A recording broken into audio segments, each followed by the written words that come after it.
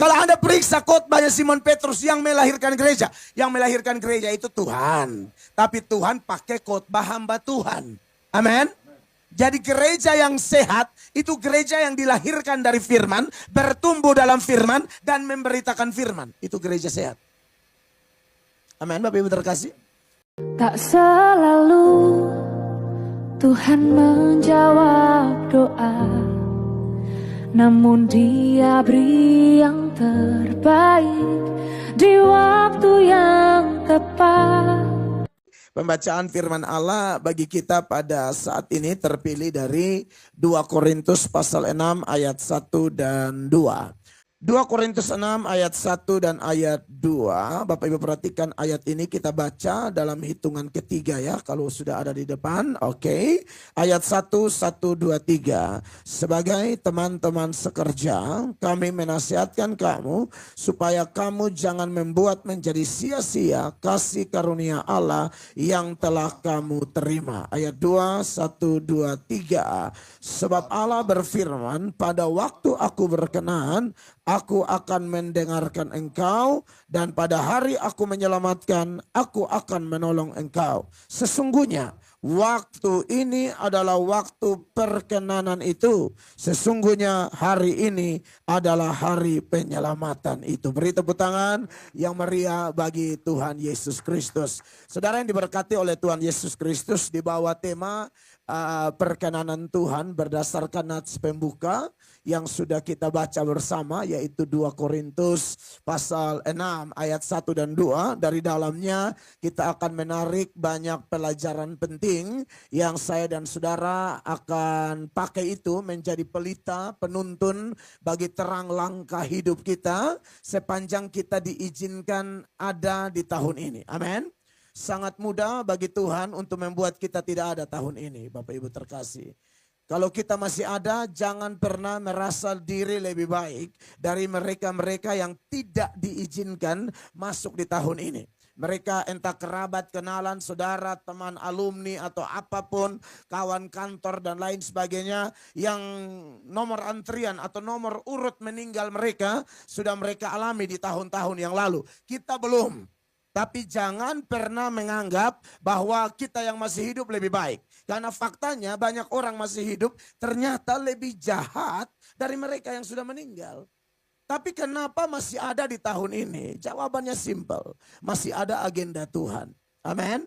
Masih ada agenda Tuhan, masih ada kesempatan dari Allah untuk kita mengalami perkenanan Tuhan yang lebih dahsyat lagi dan terus berusaha hidup berkenan kepadanya. Amin.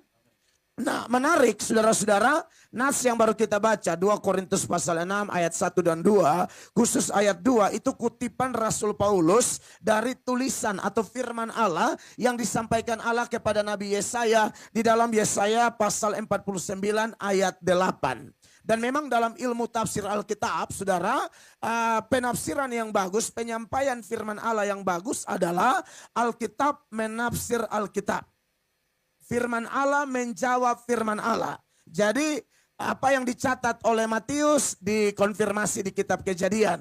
Apa yang dicatat di Korintus ada di Yesaya. Yesaya menjelaskan Korintus, ya, Wahyu menjelaskan Kejadian dan seterusnya. Itu penafsiran yang benar. Jadi bukan pendeta yang menjelaskan, tapi kitab suci menjelaskan kitab suci. Makanya tidak aneh kalau kita belajar Alkitab, para penulis Alkitab itu selalu mengutip-ngutip ayat. Itu khotbah yang benar. Karena Alkitab itu firman menjelaskan firman. Seluruh kitab suci kita, itu di perjanjian lama ada 39 dan itu Tanak. Itu kitabnya orang Yahudi yang kita terima sebagai kitab kita. Kenapa? Karena semua perjanjian, janji-janji, bayangan-bayangan, simbol-simbol, penggambaran-penggambaran yang ada di perjanjian lama tergenapi secara sempurna di dalam perjanjian baru. Amin. Jadi perjanjian lama itu bersifat nubuat, perjanjian baru penggenapan. Orang Yahudi tidak percaya perjanjian baru, Bapak Ibu. Yang percaya perjanjian baru cuma kita Kristen. Kita percaya perjanjian lama, juga percaya perjanjian baru karena komplit isi hati Tuhan. Antara yang dijanjikan dan penggenapannya.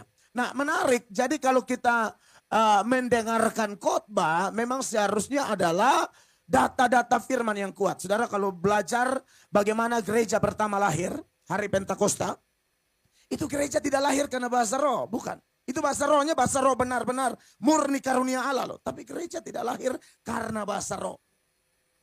Gereja tidak lahir karena tiupan angin keras, tidak. Karena ada beberapa fenomena spektakuler di hari Pentakosta. Tiupan angin keras, ada lidah-lidah api, dan ada glossolalio atau bahasa lidah. Tetapi ketiga fenomena spektakuler ini tidak memunculkan gereja. Lalu yang melahirkan gereja apa? Khotbah Simon Petrus. Itu yang melahirkan gereja. Kenapa mereka memberi diri dibaptis? Bukan karena bahasa roh, bukan karena tiupan angin keras, bukan karena lidah-lidah api, tapi karena menerima perkataan Petrus. Dan kalau Bapak Ibu pulang, saya tidak bisa bongkar terlalu banyak di sini, karena ibadah raya 1 ini waktunya lebih singkat ya. Ibadah raya 2 jam 10, jadi mungkin setengah 10 kita harus berhenti. Begitu Bapak ya? Atau 10:45. Boleh ya. Nah Bapak Ibu terkasih, kalau Anda periksa khotbahnya Simon Petrus yang melahirkan gereja. Yang melahirkan gereja itu Tuhan. Tapi Tuhan pakai khotbah hamba Tuhan. Amin. Jadi gereja yang sehat itu gereja yang dilahirkan dari firman. Bertumbuh dalam firman dan memberitakan firman. Itu gereja sehat. Amin Bapak Ibu terkasih. Makanya kalau saudara periksa khotbahnya Simon Petrus dalam Kisah Para Rasul pasal 2. Di mana ayat 13 mereka mulai menyindir. Maklum orang tidak paham pekerjaan Roh Kudus. Jadi mereka mulai menyindir di ayatnya yang ke-13 dari Kisah Para Rasul pasal 2. Istri saya baca. Tetapi orang lain menyindir mereka sedang mabuk oleh anggur manis. Ini bahasa rohnya benar. Penggenapan nubuatan Nabi Yoel. Tapi orang yang tidak dicelikan oleh roh tidak paham waktu itu. Dan waktu itu bahasa rohnya ada belasan bahasa loh. Kapadokia, Pontus, Partia, Elam dan lain sebagainya. Makanya saya percaya bahasa roh yang benar itu pasti beda-beda. Amin. Nah saudara yang diberkati oleh Tuhan Yesus Kristus. Waktu mereka nyindir inilah muncullah Petrus sebagai pembela iman. Bukan pembela Tuhan. Tuhan itu tidak perlu dibela Bapak Ibu. Tidak perlu masa kita bela Tuhan. Siapa kita?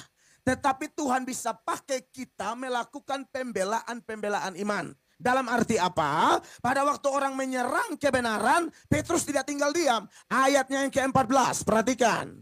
Maka bangkitlah Petrus berdiri dengan ke-11 rasul itu. Ya. Dan dengan suara nyaring ia berkata kepada mereka, hai kamu orang Yahudi dan kamu semua yang tinggal di Yerusalem, ketahuilah dan camkanlah perkataan ini. Nanti pulang saudara baca, ini mulai dia berkhotbah. Panjang khotbahnya sampai ayat 36.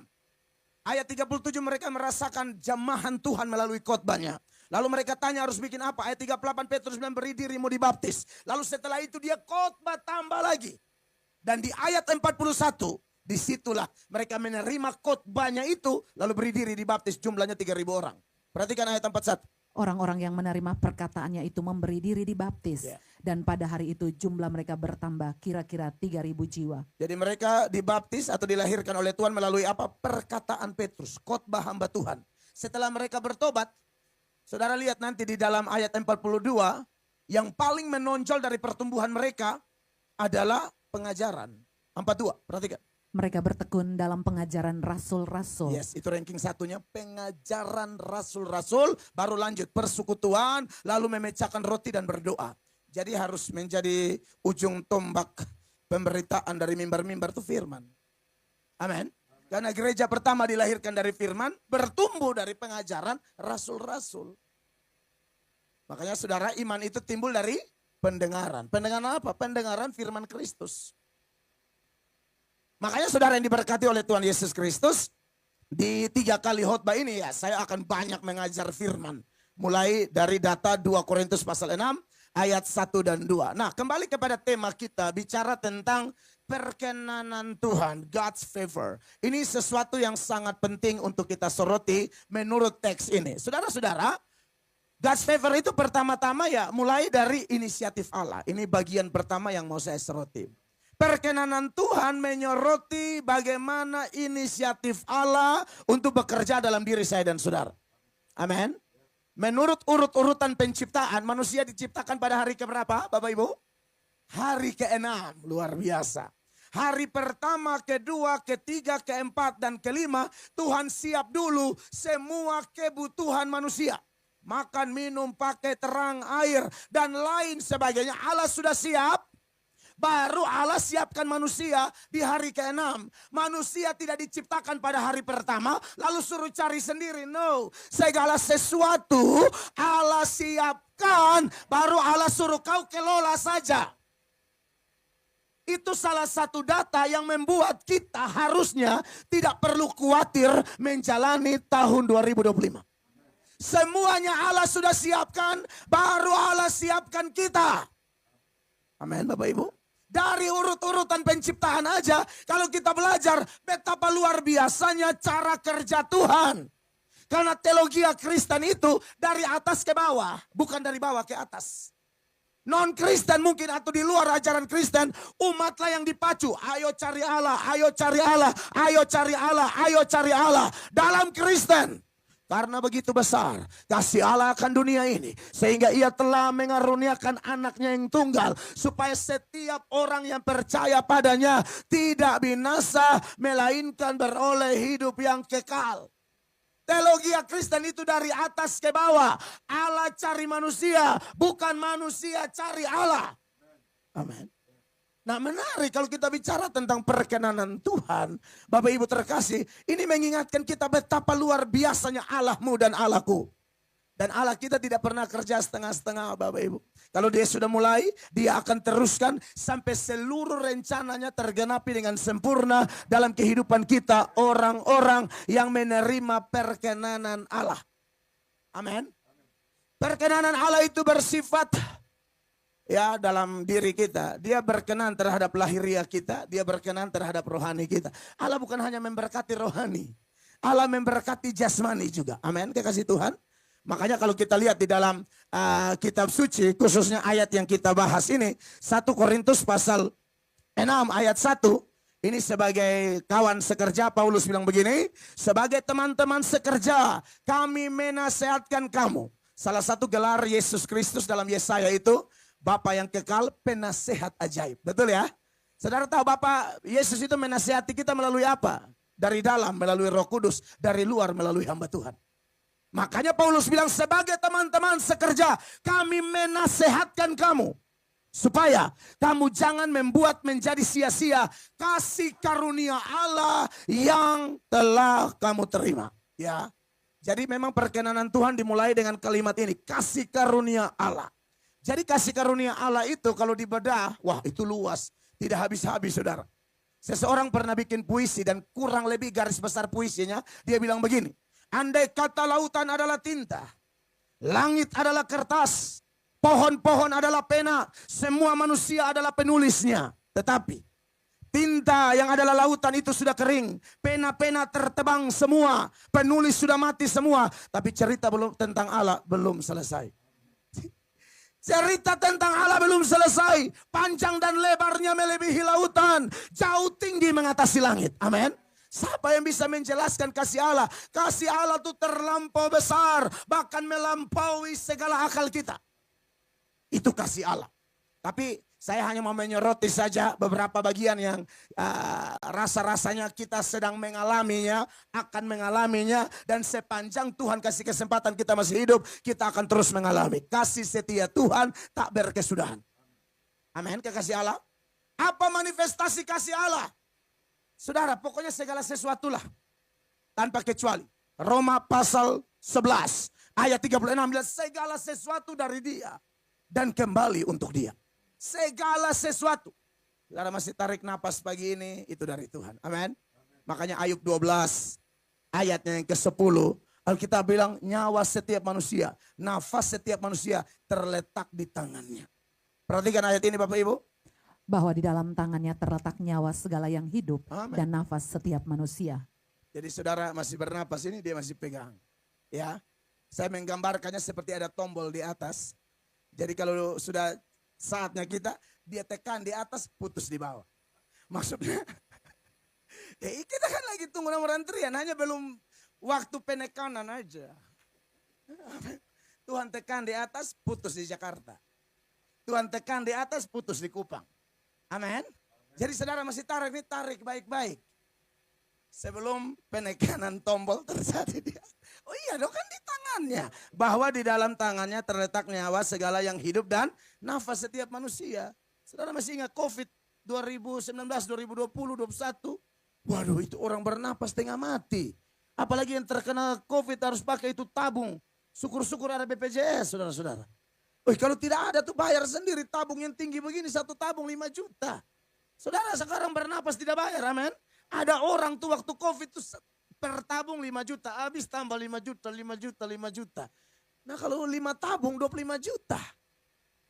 Saudara yang tidak pakai tabung oksigen, kalau ulang tahun orang nyanyi panjang umurnya, saudara senang bukan? Karena enggak bayar.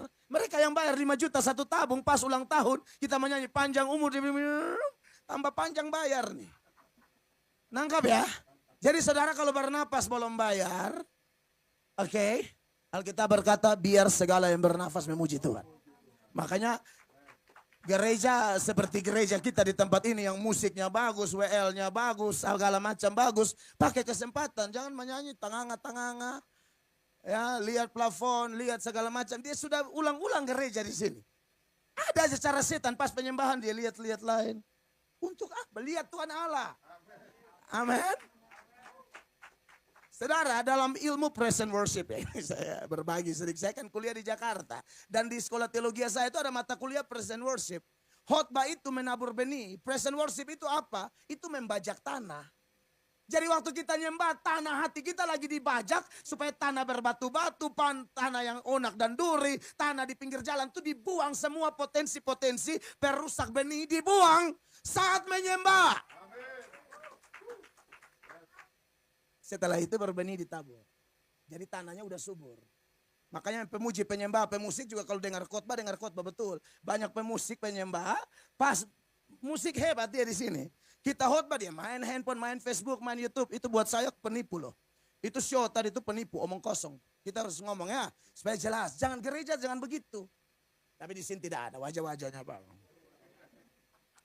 Kan teguran nyata-nyata lebih baik dari kasih tersembunyi. Jangan karena teologianya dari atas jadi kita sembarang, bukan itu poinnya.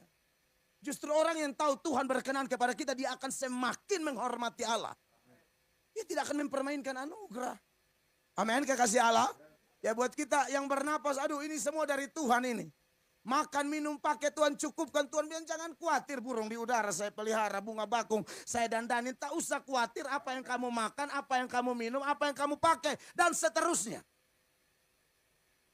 Saya seorang pendeta sekolah teologi di sini. Kemarin saya dengan Pak Hari, Ibu Wina, kita jalan-jalan.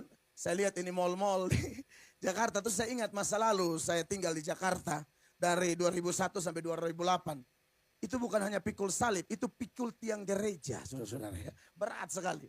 Kan maklum ya mahasiswa miskin dari NTT yang katanya direkrut anak-anak muda NTT yang miskin-miskin yang mau jadi pendeta. Salah satu yang daftar dan mungkin paling miskin ya saya. Kan begitu. Lalu menderita sekali kalau mau masuk mall ya. Itu saya makan gorengan di luar mall itu. Sekenyang-kenyang mungkin ya dengan aqua gelas 2. Supaya masuk mall cerah.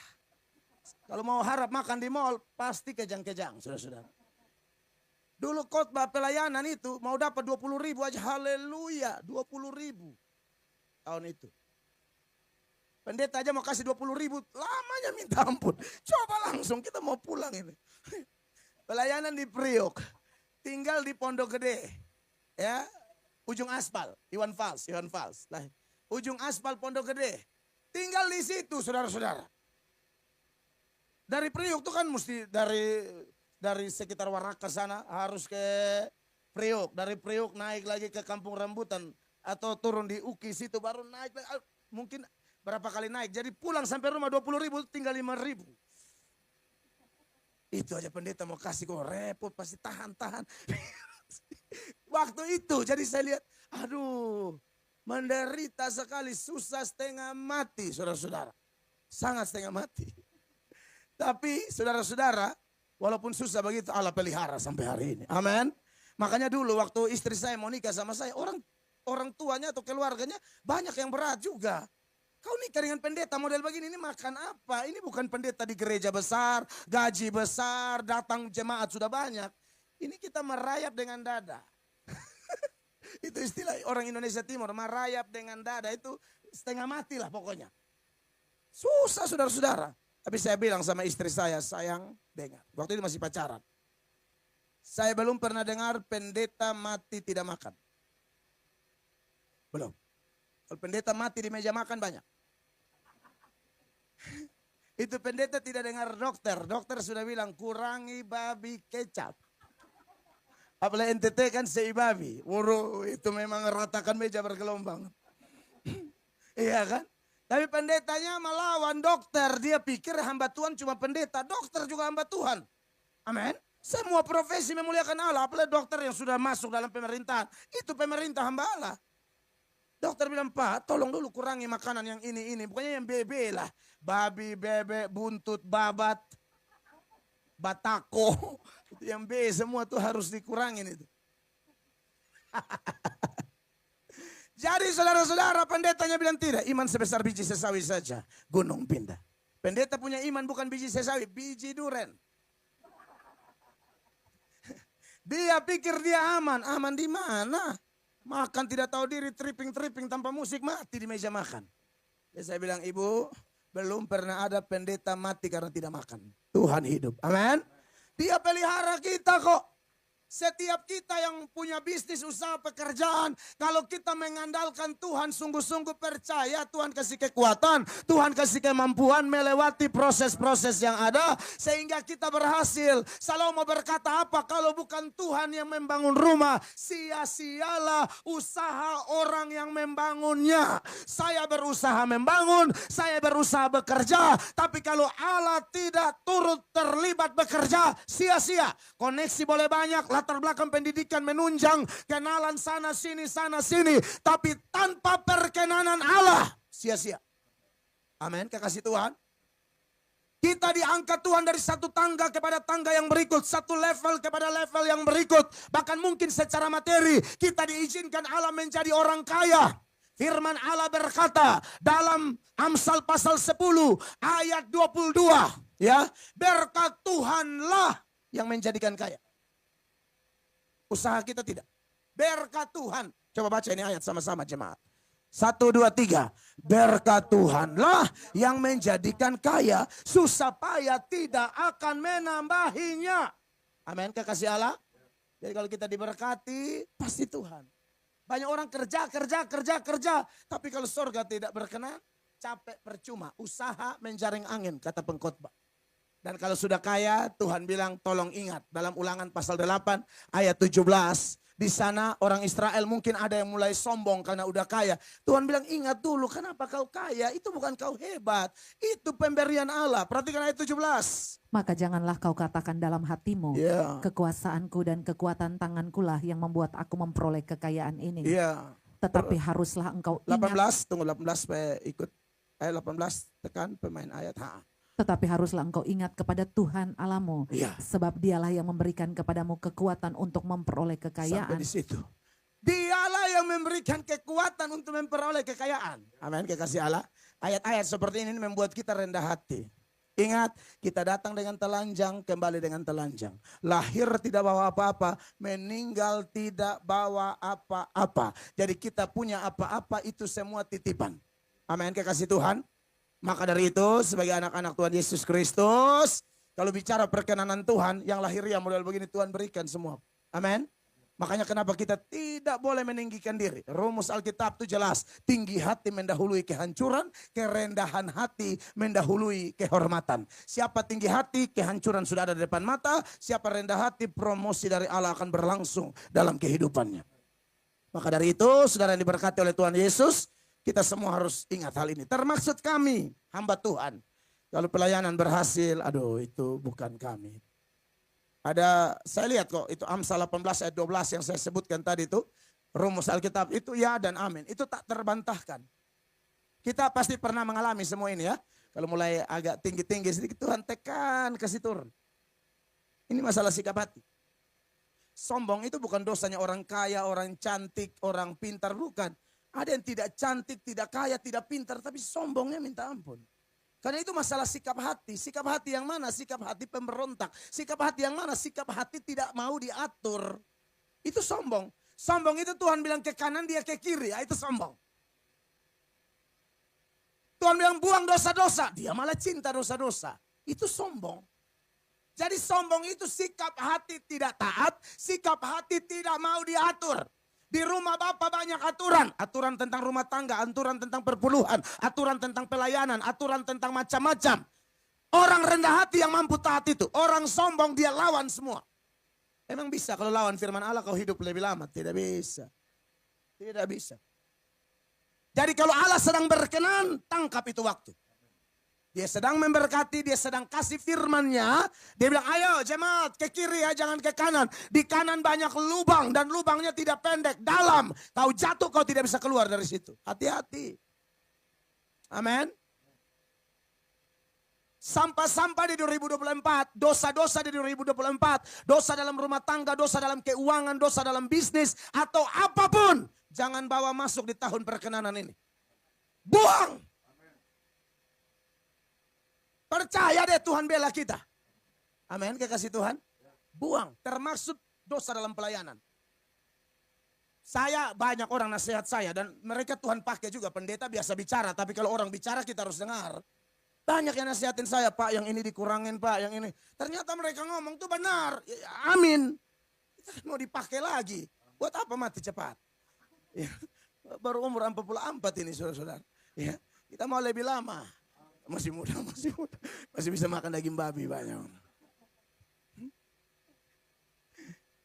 Jadi banyak nasihat hamba-hamba Tuhan juga harus hati-hati.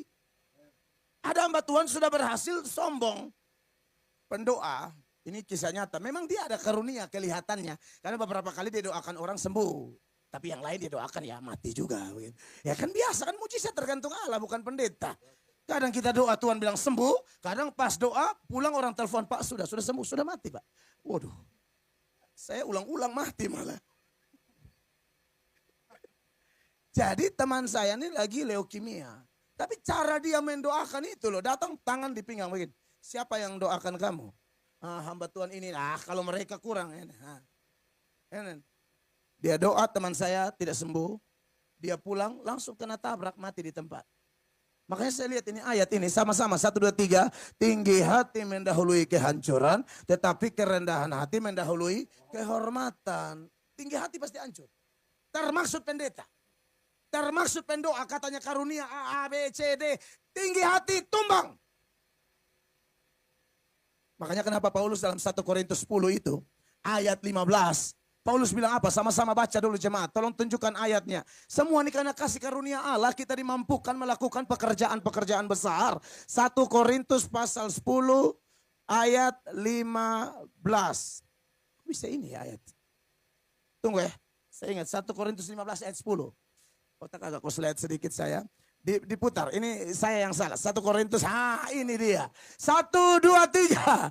Tetapi karena kasih karunia Allah, aku adalah sebagaimana aku ada sekarang. Dan kasih karunia yang dianugerahkannya kepadaku tidak sia-sia. Sebaliknya apa? Aku telah bekerja lebih keras daripada mereka semua. Tetapi bukannya aku, melainkan kasih karunia Allah yang menyertai aku. Tepuk tangan yang meriah begitu Pak. Jadi semua karena perkenanan Tuhan, karena kasih karunia Allah. Amin, kekasih Tuhan. Jadi tidak bisa kita memegahkan diri. Makanya saudara kalau bicara perkenanan Allah di tahun ini, ingatlah kasihnya. Amin. Ingat kasihnya yang mengubah hidupku. Ingat kasihnya yang menebus aku. Kasih Yesus dan seterusnya. Amin. Ingat bilurnya, ingat salibnya, ingat. Amin. Dan yang paling besar apa Bapak Ibu terkasih? Keselamatan jiwa kita. Kasih Allah itu bukan hanya bicara tentang makan, minum, pakai, napas, sehat, sukses. Bukan. Kaya. Yang paling penting adalah selamat. Karena buat apa punya kekayaan, punya sehat, punya segala macam tapi tidak selamat. Ternyata Allah kasih komplit. Kalau dia berkenan, dia kasih total kebutuhan lahiriah dan kebutuhan rohania. Amin, saudara-saudara. Manifestasi kasih terbesar adalah Allah berikan Yesus. Berikan Yesus untuk apa? Keselamatan jiwa. Makanya kita bersyukur jadi orang Kristen. Di dalam Kristen keselamatan tidak ada mudah-mudahan, pasti. Dan kapan dia menyelamatkan kita? Di saat kita masih berdosa. Roma pasal 5 ayat 8, saudara. Roma 5 ayat 8 firman Allah bilang begini. Silakan baca, Ibu. Akan tetapi Allah menunjukkan kasih-Nya kepada kita. Akan tetapi Allah menunjukkan kasih-Nya kepada kita kapan? Oleh karena Kristus telah mati untuk kita ketika kita masih berdosa. Ketika kita masih berdosa, Tuhan tidak bilang, Mel Atok bertobat dulu sekolah teologi ya, cari jiwa baru aku mati buat kau. No, Mel Atok aku mati bagi engkau di saat kamu masih berdosa. Jadi waktu kamu terima Yesus, terima barang jadi. Amin, kekasih Allah. Makanya kenapa ada doktrin sola gratia. Salvation by grace. Keselamatan hanya karena anugerah. Salvation by faith, sola fide. Keselamatan hanya karena iman. Kekasih Tuhan. Ini bukti kasih terbesar. Ini bukti perkenanan terbesar. Maka Anda bersyukur hidup sebagai orang-orang pilihan Allah. Banyak yang dipanggil, tapi sedikit yang dipilih. Siapa orang-orang dipilih? Orang-orang yang Tuhan berkenan. Dan kalau kita selamat saudara-saudara, ayat 9 bilang begini, sama-sama kita baca, 1, 2, 3, lebih-lebih. Karena kita sekarang telah dibenarkan oleh darahnya, kita pasti akan diselamatkan dari murka Allah. Tidak ada mudah-mudahan, kita pasti. Amin. Jadi nanti kalau Tuhan tekan itu tombol yang tadi yang bisa bilang tuh, santai aja. Tutup mata di sini, buka mata di surga. Kan kematian itu adalah kehidupan. Orang Kristen itu percaya kematian itu kehidupan. Yesus bilang, aku kebangkitan dan hidup. Barang siapa percaya kepadaku, dia akan hidup sekalipun dia mati. Orang lain anggap mati itu malah petaka, bencana, sial. No, Kristen percaya mati hidup, mati untung. Bagiku hidup adalah Kristus, kematian adalah keuntungan. Mati itu hidup, mati itu untung bagi orang percaya. Amin. Orang percaya yang mana? Tuhan berkenan menyatakan dirinya kepada Anda dan saya. Makanya di dalam Matius 11 ayat 27. Di sana Tuhan bilang, tidak ada seorang pun mengenal Bapa selain anak dan sebaliknya. Dan orang yang kepadanya anak itu berkenan. Kita bicara perkenanan kan? Berkenan menyatakannya. Tolong baca Ibu. Semua telah diserahkan kepadaku oleh Bapakku. Ya. Dan tidak seorang pun mengenal anak selain Bapa. Ya. Dan tidak seorang pun mengenal Bapa selain anak. Dan orang yang kepadanya anak itu berkenan menyatakannya. Itu yang saya bilang orang pilihan. Banyak yang dipanggil tapi sedikit yang dipilih. Anda sekarang yang percaya Yesus, kita tidak lebih baik dari orang. Tapi Tuhan mau pilih kita. Itu keputusan sepihak dari Allah. Itu prerogatifnya Tuhan. Dan di bagian lain Tuhan bilang apa? Bukan kamu yang pilih aku. Aku yang pilih kamu. Jadi kita nggak boleh sombong rohani.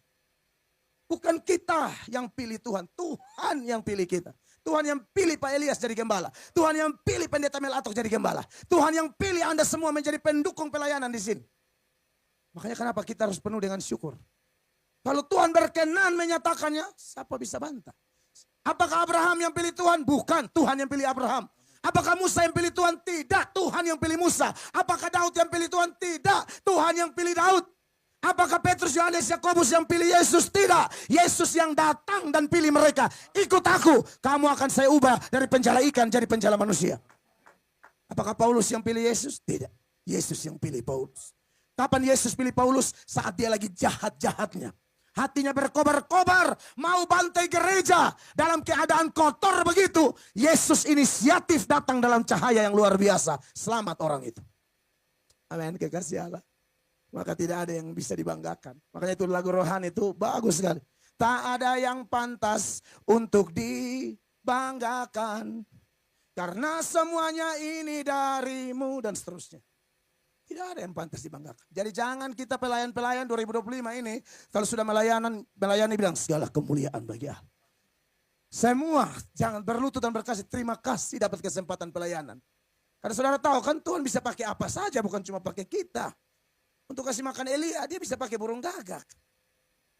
Sungai Kerit. Burung gagaknya berhenti. Sungai Keritnya kering. Apakah Tuhan berhenti? Tidak. Tuhan masih bisa pakai janda. Allah bukan pakai pengusaha loh, janda miskin. Tuhan itu cara luar biasa. Kan banyak orang pikir, oh tunggu pengusaha datang. Tidak, janda miskin pun Allah bisa pakai. Janda miskin di Sarfa. Jadi jangan dikte Tuhan ya. Makanya kita pendeta-pendeta, saya yakin Pak Elias senior tahu betul itu. Tidak ada yang namanya pembeda-bedaan. Oh, kalau pengusaha kita lebih perhatian, itu pendeta hati busuk. Saya tidak mau begitu. Ada pengusaha mau pindah ke gereja saya bilang datang dulu, tes dulu, karena khotbah saya agak lain. Takutnya, betul, ternyata baru datang, 2 minggu hilang.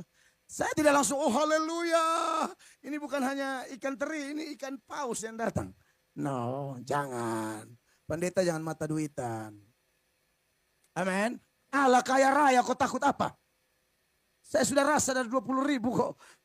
Sampai hari ini masih hidup. Pelayanan aman. Bisa keliling dunia. Itu anugerah Tuhan. Amin, kekasih Allah. Makanya kekasih Tuhan, ini semua anugerah Tuhan, perkenanan Tuhan.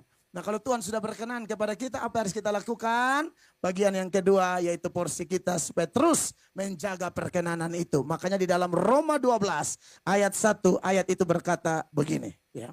Karena itu saudara-saudara, demi kemurahan Allah. Demi kemurahan Allah, terjemahan 1985 bilang Allah itu sangat baik.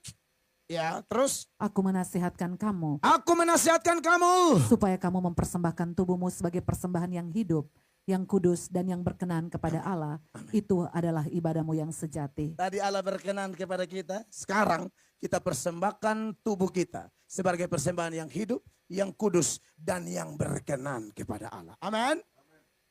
Zaman perjanjian lama, ritual Yudaisme yang dipersembahkan di mezbah adalah tubuh binatang. Tubuh lembu, tubuh kambing, tubuh domba atau burung dan lain sebagainya. Tapi di zaman anugerah, persembahannya adalah tubuh kita. Diri kita. Amin. Kalau ada di antara kita sekiranya dengar khotbah ini, di 2024 tubuh kita kasih untuk dosa. Stop. Stop. Seruan dari Tuhan, stop. Kalau Tuhan masih pakai hamba Tuhan, tolong dengar. Amin. Kepada orang keras panggilannya keras, Bapak Ibu. Kalau orang lembut pakai khotbah udah terima. Orang keras pakai khotbah belum mau. Dia harus pakai selang infus. Ada loh. Ada selang infus, kemoterapi, dan saya tidak sumpahin. Tapi itu bisa kena. Ada orang yang kita pakai khotbah dia masih keras. Tapi kalau udah selang di sini maunya penyembahan terus. Di gereja tidak pernah penyembahan. WL sudah habis-habisan dia tidak menyembah. Tapi kalau sudah selang infus setiap kali ada yang masuk. Tolong angkat lagu dong, angkat lagu. Tolong putar khotbah dong, putar khotbah. Ini khotbah ada gratis, menyembah gratis. Tidak ada yang ganggu kita di sini. Menyembah sungguh-sungguh, dengar khotbah sungguh-sungguh, taat firman sungguh-sungguh, serahkan diri sungguh-sungguh, bertobat sungguh-sungguh. Amin. Tidak boleh ada kata main-main dengan perkenanan Tuhan. Saya tutup dengan satu ayat dalam Galatia 6. Ayatnya yang ke-7. Saya harap jemaat bisa baca ayat ini sama-sama. Supaya jangan ada kita yang mempermainkan anugerah di tahun ini. Sama-sama 1, 2, 3. Jangan sesat. Allah tidak membiarkan dirinya dipermainkan. Karena apa yang ditabur orang itu juga yang akan dituainya. Tanam kedondong, panen kedondong. Panen kelapa, tanam mangga, panen mangga. Tidak ada orang tanam mangga petik sukun. Tidak. Apa yang ditabur orang itu juga yang dituainya. Saudara yang punya keluarga petani tahu ya. Hukum tabur tuai. Apa yang kita tuai lebih banyak dari apa yang kita tanam. Saudara menanam jagung, 5 biji jagung. Anda tidak akan panen 5 biji doang. Maka menanamlah yang baik. Karena Hosea berkata, menabur angin, menuai puting beliung. Hati-hati. Amin.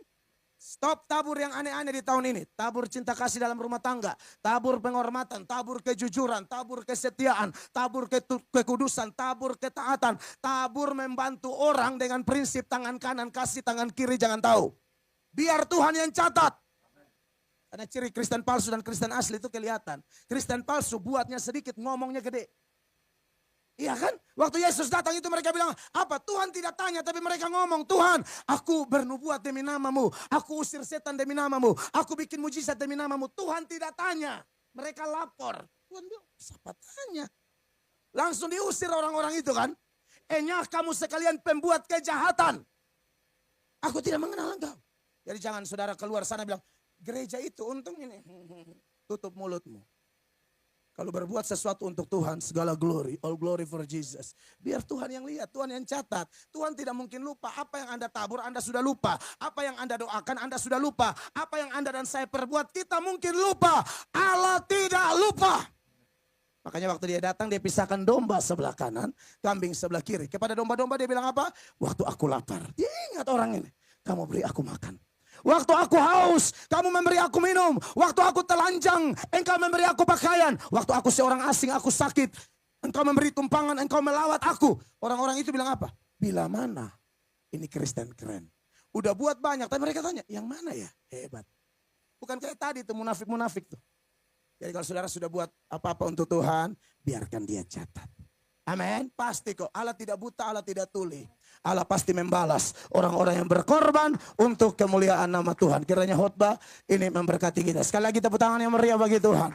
Tak selalu Tuhan menjawab doa, namun Dia beri yang terbaik di waktu yang tepat.